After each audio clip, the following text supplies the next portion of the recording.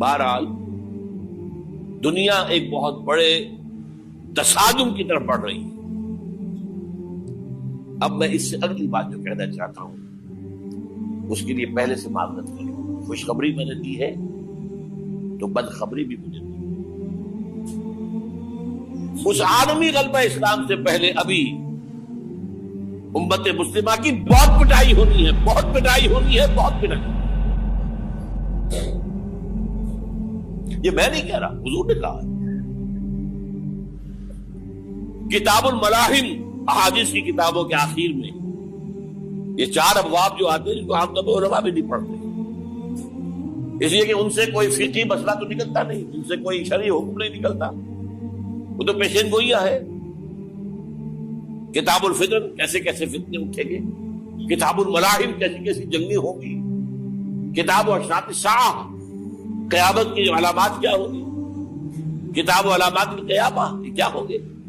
ان ابواب کو پڑھیے تو آپ کو معلوم ہوگا اس دور کے آنے سے پہلے ابھی امت مسلمہ پر اللہ کے عذاب کے بہت سخت کوڑے پڑ. معافی چاہتا ہوں. اگر رسولوں کی شان یہ تھی کہ وہ بشیر بھی تھے اور نذیر بھی تھے تو میں بھی ایک ادنا غلام نہیں کہوں. میں جو کہہ رہا ہوں قرآن اور حدیث سے کہہ رہا ہوں. یہ عذاب کیوں آئے گا؟ امت مسلمہ بحیثیت مجموعی اللہ کی نگاہ میں مجرم، بہت بڑی مجرم. کیوں؟ 1 انچ زمین دنیا میں نہیں دکھا سکتی جہاں اللہ کا دین قائم. یہ مذہب ہے، مسجدیں ہیں، حج ہے اور عمرے ہیں، یہ مذہب ہے. دین کہاں ہے؟ اللہ کا نظام کہاں ہے؟ دین حق کہاں ہے؟ وہ نظام عدل کہاں ہے؟ وہ نظام سیاست کہاں ہے؟ وہ قانون شریعت کہاں ہے؟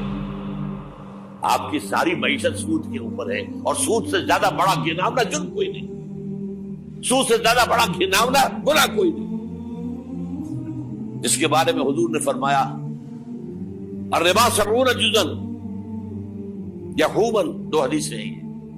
ربا کے 70 حصے ہیں یا 70 گناہ ہیں. 70 گناہ ہیں جن میں چھوٹے بھی ہیں بڑے بھی ہیں. 70 گناہ. ایسا روحا ان میں سب سے چھوٹا اس کے مساوی ہے ان کہ الرجل امہ کہ کوئی شخص اپنی ماں سے زنا کرے. سنن ابی داؤد کی روایت ہے، سن لیجیے پڑھ لیجیے. سارا نظام آپ کا کہاں ہے؟ تجارت ہو تو اس پر ہے، زراعت ہو تو اس پر ہے. بیج لیا تھا تو سودی قرضے پہ لیا تھا، اس کے بعد جو اس کے لیے کھاد خریدی تھی سودی قرضے پہ خریدی تھی، پیسٹیسائڈ خریدے تھے سودی قرضے پہ خریدے تھے. اس کے بعد اگر کوئی ہارویسٹر لیا ہے، کوئی اور لیا، ٹریکٹر لیا تو سودی قرض. سود ہر دانے گندم میں سود ہے. کوئی شخص بچا ہوا نہ میں بچا ہوا نہ بچے ہوا، کوئی بچا ہوا. سارا کاروبار، ساری صنعت و حرفت، ساری حکومت، پوری حکومت، پوری قوم سود کے اندر جکڑی. ایک ایک شخص. کہاں ہے اسلام؟ آپ میری بات سمجھ لیجئے. اسلام کے 2 حصے کر لیجئے. اسلام بطور مذہب، اسلام بطور دین. اور یہ تو آپ قرآن پڑھتے ہیں، پورے قرآن میں مذہب کا لفظ تو آیا ہی نہیں ہے. حدیث کے ذخیرے میں بھی میری امکان، میرے معلومات کے تک کہیں نہیں. یہ مذہب تو ہمارے یہاں استعمال ہوتا تھا فقہوں کے لیے. مذہب حنفی، مذہب مالکی، مذہب شافعی، مذہب حنبلی، اب ایک مذہب سلفی اہل حدیث حضرات کا ہو گیا ہے، مذہب ظاہری، بعد مذہب جعفری. یہ فقہوں کے لیے تھا. مذہب کیا ہے؟ مذہب کا نام 3 چیزوں کا مجموعہ مذہب ہے. کچھ عقائد، کچھ عبادات، کچھ رسومات. بچہ پیدا ہوگا تو کیا کریں گے؟ عقیقہ کریں گے. کوئی فوت ہوگا تو کیا کریں گے؟ جنازہ پڑھائیں گے، کفن دفن کریں گے. شادی ہوگی تو کیا کریں گے؟ ایجاب و قبول ہوگا، ولیمہ ہوگا. یہ رسومات ہے. دین یہ نہیں ہے. دین ہے اللہ کا دین، اللہ کا نظام، اللہ کا قانون. وَمَن لَّمْ يَحْكُم بِمَا أَنزَلَ اللَّهُ فَأُولَٰئِكَ هُمُ الْكَافِرُونَ. جو اللہ کی اتاری شریعت کے مطابق فیصلے نہ کرے وہی تو کافر ہے. میں اور آپ کون ہیں؟ برا نہ مانیے. فیس دی فیکٹس. اور یہ فتویٰ کس کا ہے؟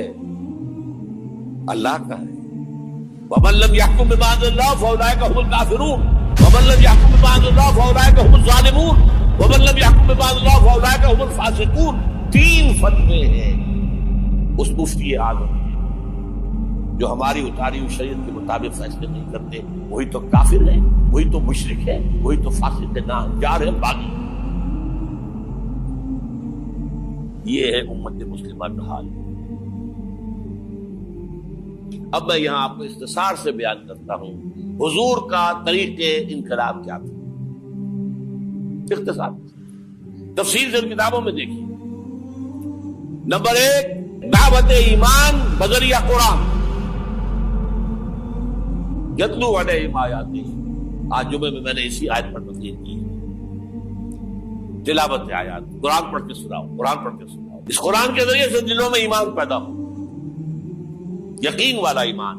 دیکھیے برا نہ مانے, مغالطے میں نہ رہیے. میرے اور آپ کے دلوں میں ایمان نہیں ہے, عقیدہ ہے. عقیدہ ہے, والدین سے ملا ہے. یقین والا ایمان کہاں ہے؟ اپنے گریبان میں جھانکیے, اللہ آپ کو توفیق دے. کیا مجھے واقعی یقین ہے کہ مجھے مرنے کے بعد جی اٹھنا ہے؟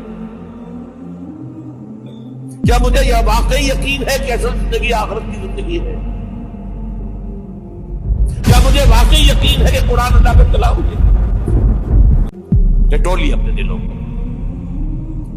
اگر یقین ہوتا کہ اللہ کا کلام ہے تو آپ اس کو سمجھنے کے لیے عربی بھی نہ سیکھ سکتے. انگریزی آپ پڑھیں, اور پڑھی آپ نے ایسی کہ انگریزوں کو پڑھا دے. کیا نہیں کیا, پی ایچ ڈیز کر رہے ہیں, کون کون سے فنون نہیں سیکھے, ڈاکٹر. اتنی عربی نہیں سیکھی. تمہارا دعویٰ ہے کہ تمہارا یقین تھا میری کتاب پر, اللہ پوچھے گا تمہارا سلوک کیا تھا میری کتاب کے ساتھ. تم نے پڑھا اس کو, سمجھا اسے سمجھنے کے لیے عربی سیکھی تو تم جھوٹ بول رہے. تمہارا کوئی ایمان نہیں تھا میری کتاب. ما آمن بالقرآن من استحل محارمہ. جنہوں نے سود کو اپنے پورے نظام کی جڑ بنیاد بنایا ہو, ان کا ایمان کوئی ہے اللہ پر؟ حضور فرماتے ہیں کہ جس شخص نے حرام کسی شے کو اپنے لیے حلال کر لیا اس کا کوئی ایمان نہیں. دوبارہ آج بھی کرنا ہے تو دوبارہ ایمان پیدا کرنا ہوگا. ایمان, عقیدہ نہیں, ایمان. صرف لپ سروس نہیں, اقرار باللسان نہیں, تصدیق بالقلب. جو لوگ آئے جن کے دلوں میں ایمان پیدا ہوا پھر ان کا تزکیہ کیا, تطہیر فکر, تصفیہ قلب, تجلیہ روح, تزکیہ نفس. اندر کا باطن دھو دیا قرآن. جو بجاں در رفت جان دیگر شمل, جان چو دیگر شد جان دیگر شمل. یہ قرآن جب کسی انسان کے اندر اتر جاتا ہے, اس کے اندر کی مکمل اوور ہالنگ, مکمل صفائی, دماغ کی صفائی غلط نظریات سے, دل کی صفائی غلط نیتوں سے, غلط ارادوں سے,